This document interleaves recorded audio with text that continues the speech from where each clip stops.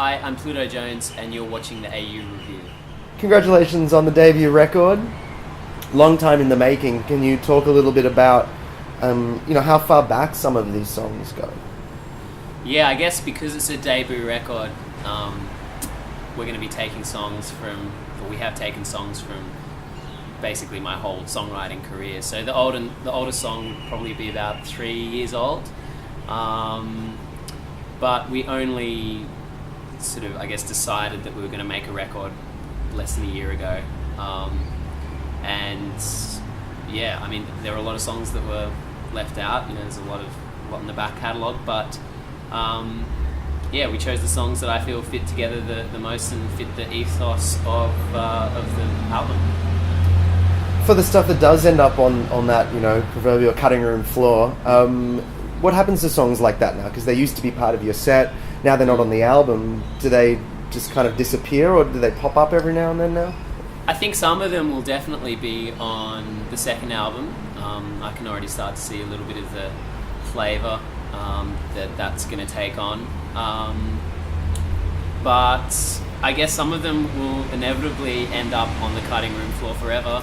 I just don't know which ones those are going to be yet, Your stage setup has always been an interesting one. It's evolved over the years as well as more TVs have come into your possession and things like that. What's been the arc of that for you in terms of the way that you've told your story on the stage as you progress over the last 3 years? Well, yeah, as you said, we have this thing with the retro TVs, and I have over the years acquired more and more and bigger and different shaped and ones from different eras. But I think the thing that has probably developed the most in the last year or so, or couple of years at least, is just the kind of energy and how much I enjoy being on stage. I'm not a natural performer, I don't think. I wasn't. Some people love taking center stage, but I don't think I'm one of those people naturally. But just from having done the sheer weight of shows that we've done, you just sort of get used to it and become more comfortable. And I think I can, be more myself on stage now. So I think that would probably be the biggest arc, at least in my mind, anyway. But yeah, we have developed the visuals a lot that go with the show, and there's a few more surprises in store, some things that we've never done before that we'll be trotting out for the album tour in late July and August. What can we expect from those shows? Well, I've been, for one, experimenting with running my theremin through a talk box, which, for those that don't know, is that's the thing that Bon Jovi does, living on you can make a guitar talk, but no one's ever plugged a theremin into it as far as I know.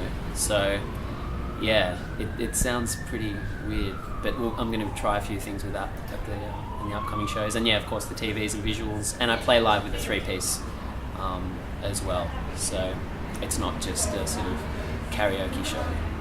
I imagine experimentation with instruments has been something that has created a lot of the music that you've done over the years. What is that process like for you?